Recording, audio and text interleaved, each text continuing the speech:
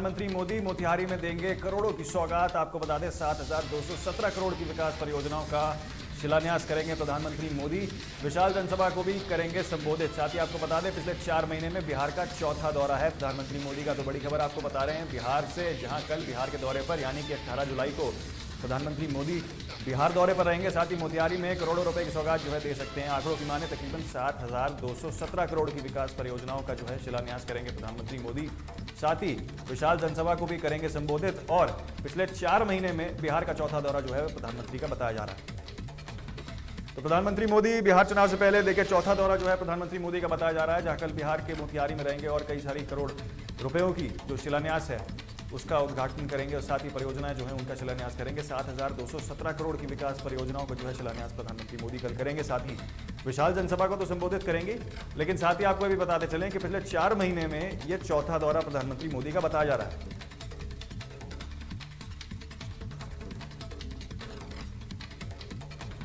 तो बिहार की जनता के लिए नीतीश कुमार की बड़ी सौगात। चुनाव से पहले बिजली मुफ्त देने का ऐलान। 125 यूनिट बिजली मुफ्त मिलेगी। आपको बता दें 1,67,00,000 परिवारों को मिलेगा इसका सीधा फायदा।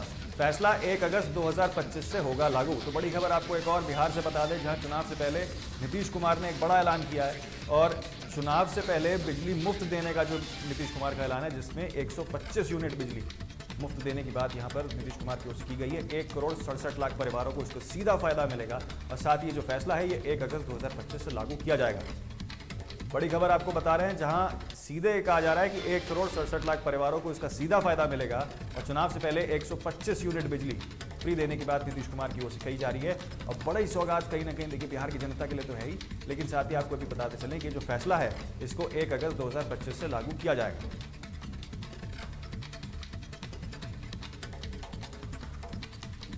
तो अगली बड़ी खबर आपको बता दें, छांगुर बाबा केस में बड़ा अपडेट। छांगुर बाबा धर्मांतरण केस में ईडी ने लिया एक्शन। 14 ठिकानों पर ईडी की जांच जारी। उत्तर प्रदेश के बलरामपुर में 12 और मुंबई में 2 ठिकानों पर कार्रवाई तेज हो चली है। आपको बता दें आज सुबह 5 बजे से छापेमारी जो है वो शुरू की गई है ईडी के द्वारा। तो प्रवर्तन निदेशालय की ओर से बड़ी कार्रवाई छांगुर बाबा केस में आपको बता रहे हैं। छांगुर बाबा केस में बड़ा अपडेट आपको बता दें, छांगुर बाबा धर्मांतरण केस में ईडी यानी कि प्रवर्तन निदेशालय ने बड़ा एक्शन लिया है, जहां पर 14 ठिकानों पर जो है ईडी कार्रवाई कर रही है और जांच जो है वो लगातार जारी है। आपको बता दें उत्तर प्रदेश के बलरामपुर में 12 और मुंबई के 2 ठिकानों पर जो है कार्रवाई यहां पर ईडी की ओर से की जा रही है। आज सुबह 5 बजे से जो है छापेमारी की पूरी जो प्रक्रिया है वो शुरू हो गई है और जहां पर एक के बाद एक तकरीबन 14 ठिकाने जो हैं इस पूरे मामले में, धर्मांतरण मामले में छांगुर बाबा के, उस पर ईडी जो है एक्शन लेते हुए नजर आ रहा है। तो छांगुर बाबा केस में आपको लगातार बता रहे हैं एक और अहम और बड़ा अपडेट, जहां पर धर्मांतरण से जुड़ा हुआ पूरा मामला है। मनी लॉन्ड्रिंग का भी इसमें देखिए मामला सामने आ रहा है, जिसके बाद ईडी ने यहां पर एक्शन लिया और 14 ठिकानों पर यहां पर ईडी जांच कर रही है।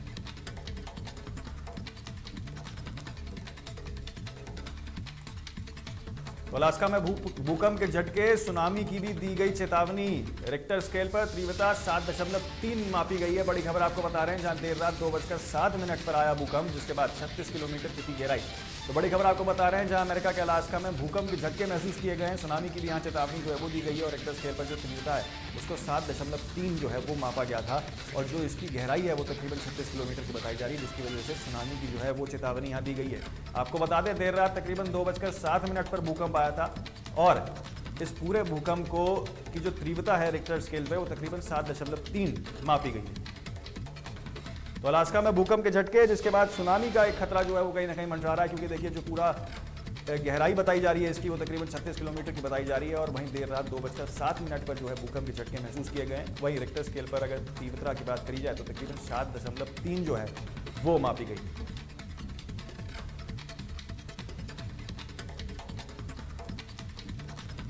उड़ीसा के सीएम मोहन चरण मांझी का बड़ा ऐलान। 13 प्रमुख प्रस्तावों को मिली मंजूरी। 11 प्रमुख विभागों के अंतर्गत दी गई है मंजूरी। उड़ीसा विश्वविद्यालय अध्यादेश 2025 को यहां पर मंजूरी दी गई है। आपको बता दें वीसी की नियुक्ति में कुलपतियों की भूमिका को करेगा मजबूत ये अध्यादेश। तो बड़ी खबर आपको उड़ीसा से बता रहे हैं, जहां उड़ीसा के मुख्यमंत्री मोहन चरण मांझी ने एक बड़ा ऐलान किया है। 13 प्रमुख प्रस्तावों को यहां पर जो उनकी ओर से उनके मंत्रिमंडल की ओर से मंजूरी दी गई है। साथ ही आपको बता दें कि 11 प्रमुख विभागों के अंतर्गत जो है ये पूरी मंजूरी दी गई है। उड़ीसा विश्वविद्यालय अध्यादेश 2025 को यहां पर मंजूरी दी गई है। वीसी की नियुक्ति में कुलपतियों की भूमिका को करेगा मजबूत। तो बड़ी खबर आपको उड़ीसा से जुड़ी भी बता रहे हैं, जहां पर 13 प्रमुख प्रस्तावों को जो है यहाँ सीएम की ओर से मंजूरी दी गई है।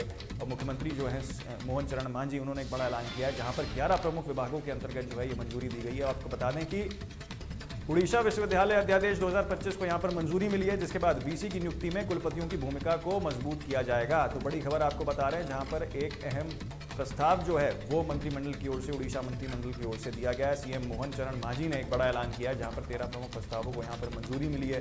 साथ ही 11 प्रमुख विभागों के अंतर्गत जो है ये मंजूरी दी गई है।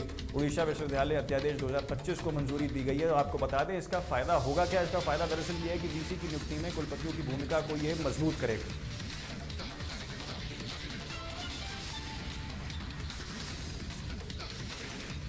फिलहाल के लिए मेरे साथ इतना ही, लेकिन बाकी हर खबर के लिए आप देखते रहिए टहलगाड़ी।